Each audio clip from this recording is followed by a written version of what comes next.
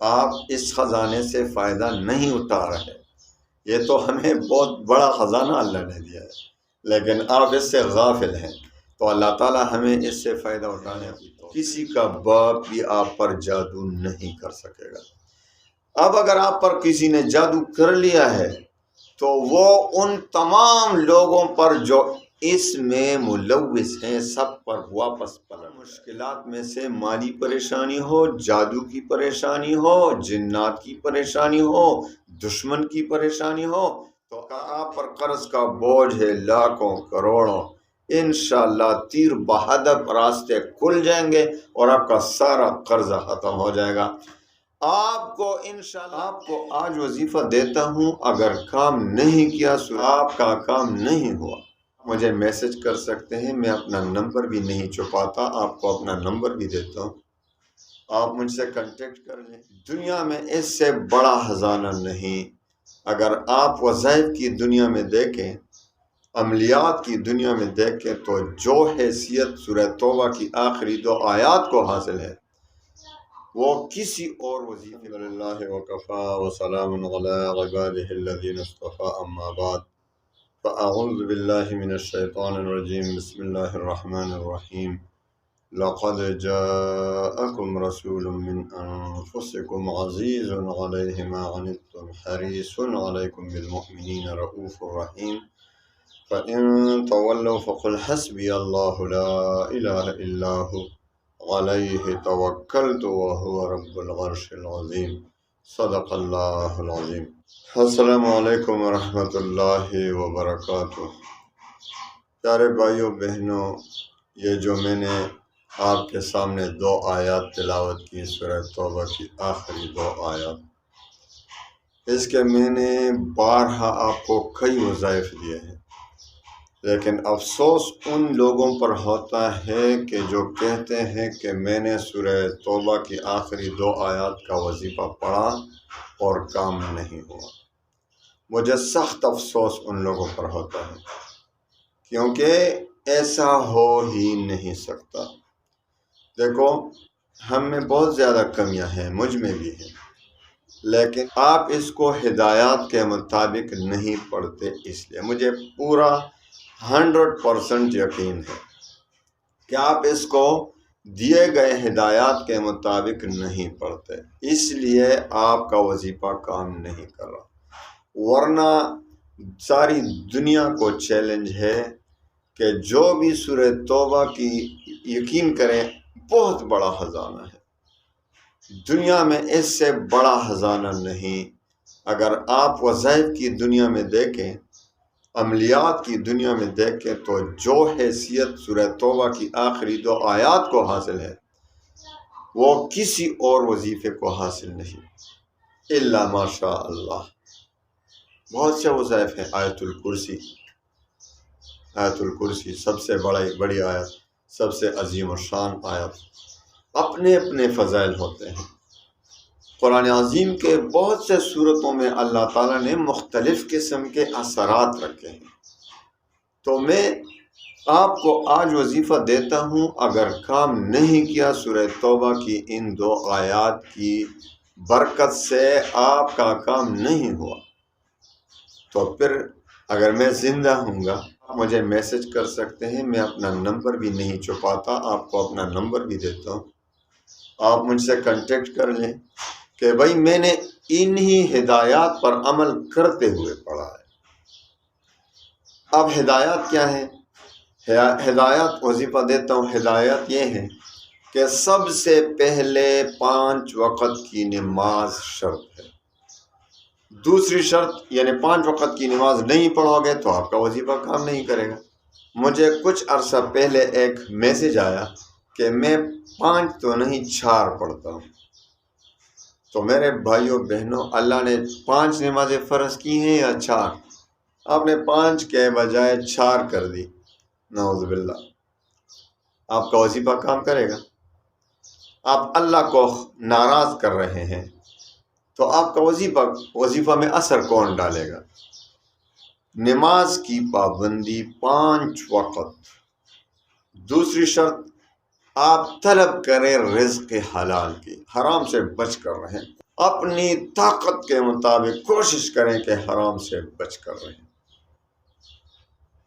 بجلی کی چوری سے بچیں، گیس کی چوری سے بچیں، لوگوں کے اموال لوٹنے سے بچیں، اور شک والے خوراک سے بچیں، تو سود سے بچیں، جوئے سے بچیں، شراب سے بچیں۔ اور اسی طریقے سے تیسری شرط اللہ تعالیٰ پر ایمان اور یقین کامل ہو۔ حدیث قدسی میں آتا ہے کہ اللہ تعالیٰ فرماتے ہیں کہ میں اپنے بندے کے ساتھ اس کے ظن، اس کے گمان کے مطابق ہی معاملہ فرماتا ہوں، یعنی جس طرح وہ مجھ پر گمان رکھے گا میں اسی کے مطابق کروں گا۔ تو اب ایک شخص ہے جو وظیفہ پڑھ رہا ہے، دعا کر رہا ہے، اور اللہ پر یقین کامل ہے کہ بھائی میرا اللہ بہت مہربان ہے، میری دعا ضرور قبول فرمائے گا، کریم ہے، تو اس کی دعا قبول ہو جاتی ہے حدیث قدسی کے مطابق۔ اور خدا نخواستہ دوسرا شخص ہے جو دعا کر رہا ہے اور وظیفہ بھی پڑھ رہا ہے، اپنے آپ کو تکا رہا ہے، لیکن پھر بھی شک کر رہا ہے اللہ پر کہ پتہ نہیں قبول ہوگا کہ نہیں، میں نے تو بہت سے وظائف پڑھے، کبھی آج تک قبول نہیں ہوئے، چلو یہ بھی پڑھتا ہوں، ہو سکتا ہے قبول ہو جائے، اس کو اللہ پر شک ہو رہا ہے، تو اس کی دعا، اس کا وظیفہ رد ہو جاتا ہے۔ چوتھی اور آخری شرط یہ ہے کہ وظیفے کا تلفظ ٹھیک ہو۔ دیکھو سورہ توبہ کی 2 آیات ہیں، لیکن آپ کو اس کا تلفظ نہیں ہے، آپ پڑھتے ہیں غلط ملت پڑھتے ہیں، تو یہ کیوں کر کام کرے گا بھائی؟ آپ غلط پڑھتے ہیں، آپ سیکھ تو لیں نا پہلے۔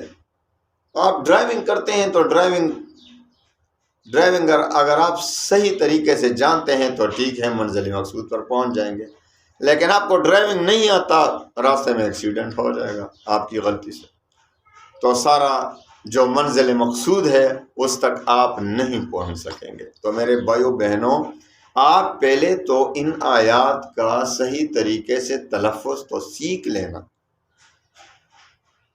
لَقَدْ جَاءَكُمْ رَسُولٌ مِّنْ أَنفُسِكُمْ عَزِيزٌ عَلَيْهِ مَا عَنِتُّمْ حَرِيصٌ عَلَيْكُمْ بِالْمُؤْمِنِينَ رَءُوفٌ رَحِيمٌ فَإِن تَوَلَّوْا فَقُلْ حَسْبِيَ اللَّهُ لَا إِلَٰهَ إِلَّا هُوَ عَلَيْهِ تَوَكَّلْتُ وَهُوَ رَبُّ الْعَرْشِ الْعَظِيمِ۔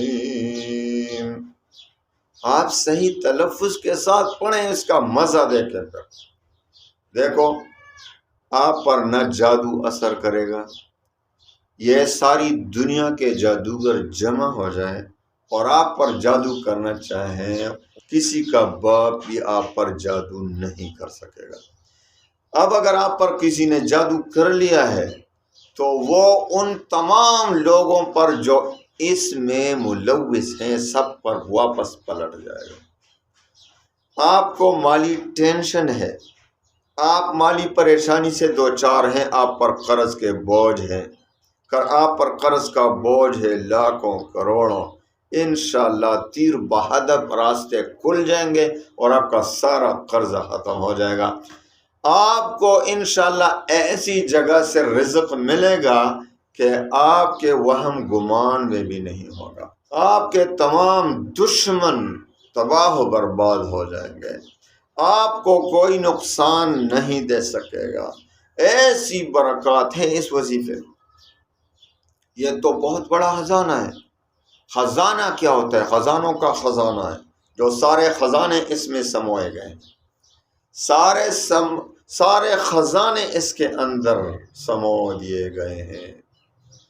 تو آئیے وظیفے کی طرف آتے ہیں۔ اب ان ہدایت پر عمل کر کے آپ نے وظیفہ پڑھنا ہے۔ پہلے تو یہ سیکھ لینا، پہلے تو آپ نے سیکھنا ہے۔ تو ہر نماز کے بعد، ایک تو 5 نمازوں کے بعد کم از کم 1 بار یا 3 بار پڑھنا ہے، اور ساتھ ہی درود شریف بھی ملانا ہے، درود شریف بھی پڑھنا ہے۔ ایک تو آپ کی سب سے بڑا فائدہ اس کا یہ ہوگا کہ اللہ و رسول کی محبت آپ کے دل میں، ہمارے دل میں بیٹھ جائے گی۔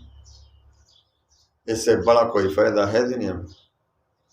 جب اللہ اللہ کو رسول کی محبت ہمارے دل میں پیدا ہو جائے تو نور علی نور۔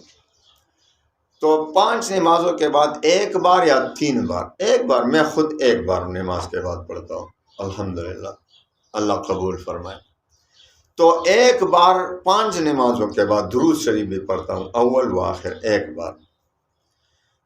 اس کے علاوہ اگر آپ کو کوئی ان تمام مشکلات میں سے مالی پریشانی ہو، جادو کی پریشانی ہو، جنات کی پریشانی ہو، دشمن کی پریشانی ہو، تو آپ نے کسی بھی حاجت کے لیے عشاء کی نماز کے بعد 40 بار پڑھنا ہے، اول و آخر 11 بار درود شریف، اور درمیان میں 40 بار ان 2 آیات کو پڑھنا ہے، اور اس کے بعد خوب اپنی حاجت اللہ سے مانگنی ہے انشاءاللہ بہت جلد۔